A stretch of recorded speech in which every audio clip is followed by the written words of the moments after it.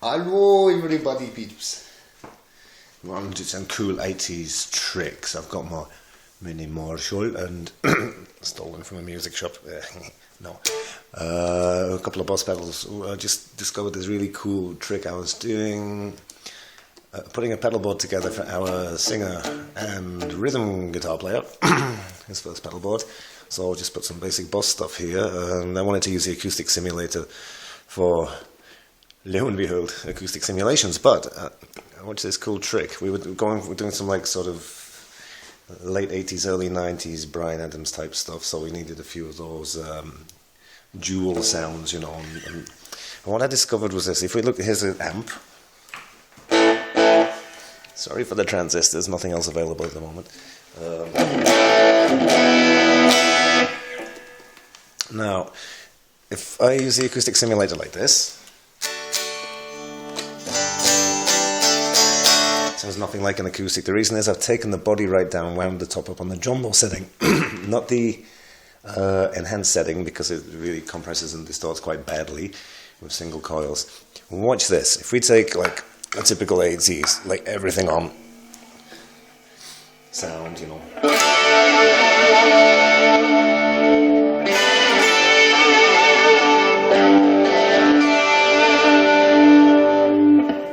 You're supposed to use the in-between position, aren't you, for that stuff?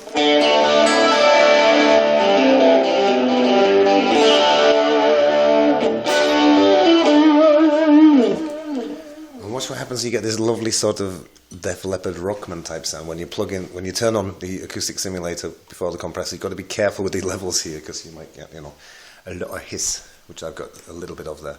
Watch this.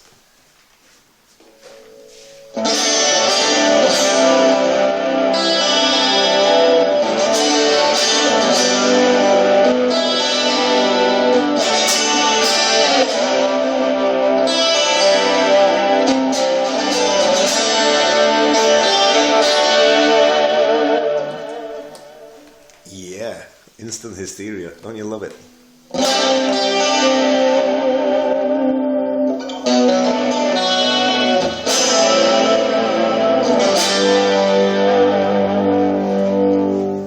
Now, a lot of those 80s type sounds were pre-filtered, meaning and reamped as well.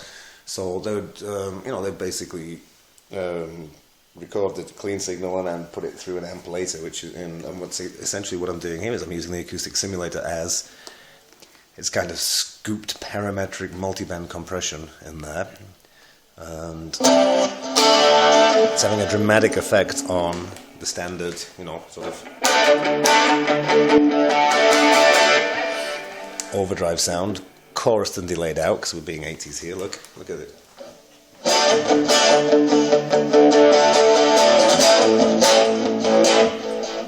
And it's great. I mean, the arpeggios come through really clear. I'm on a tranny amp here, so I'll try to demo it later with a. Even though this tranny amp, it's the Marshall Lead 12 or Reverb 12, is absolutely fantastic when you plug straight in. Not so good with drive effects, but I use it for recording quite a lot. But you can really hear the arpeggios come out, you know. And even though I've got a reasonable amount of drive there, you can hear things come out quite well.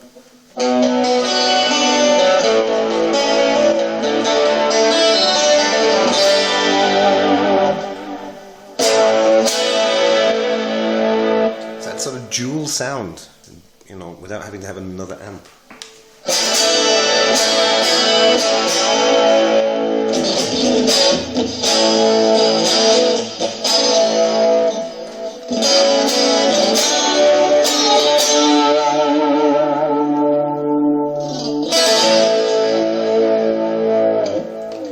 Really good for a few of those sort of Bryan Adams moments, you know,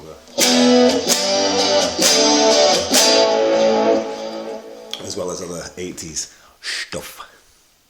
And back, that's all. Right, fix my amp so I can do this now. Trying it with my normal pedal board through a real amp.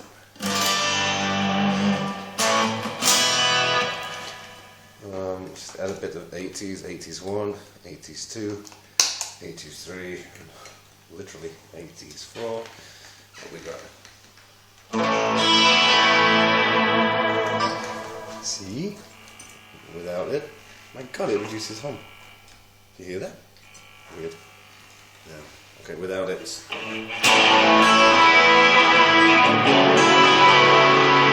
With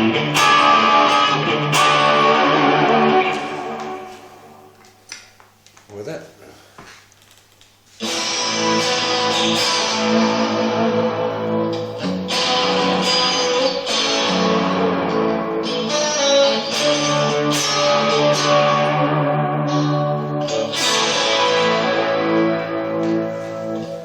Got onto the bridge pickup now.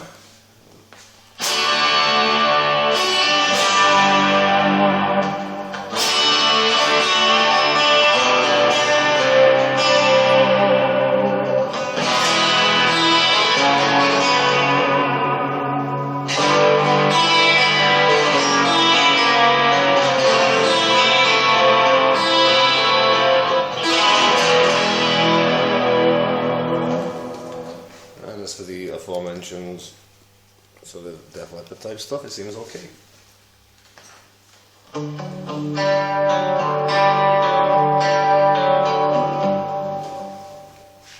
Sounds like I'm on the in-between position on my Strat. I'm not, I'm actually on the bridge pickup. It's very responsive to dynamics, so I can think of a use for this. I'm going to have to mod it a little bit, because you can't use it without the compressor. You need the compressor to tame it a bit. It gets really, you get this really shrill distortion with it. But let's see.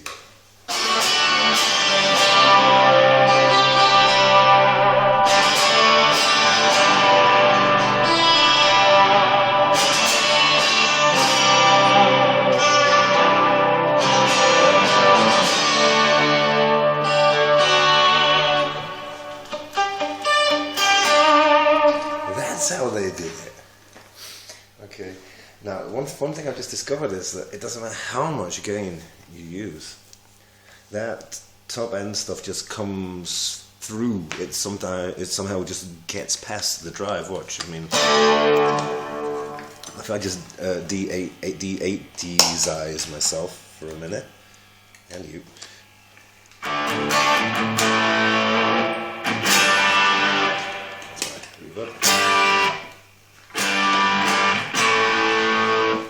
Now, just add a bit of extra gain there. So it's quite a large amount of gain.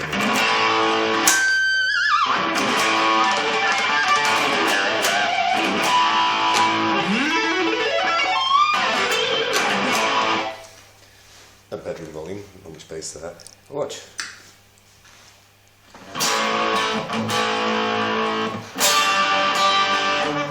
It's still there. You can actually tweak it a little bit too to get a bit more. So let's go back to 80s mode, high gain 80s, whatever I'm doing mode. Let's see.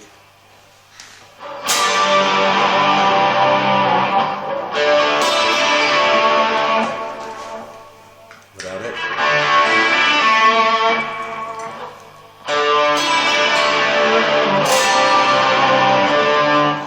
Can even use it for solos, you know.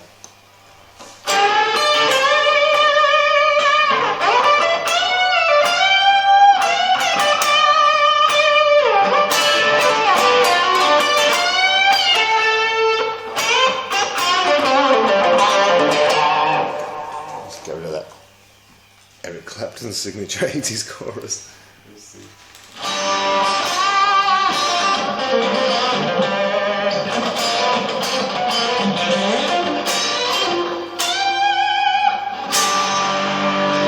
So you get all the sustain that you had before without it.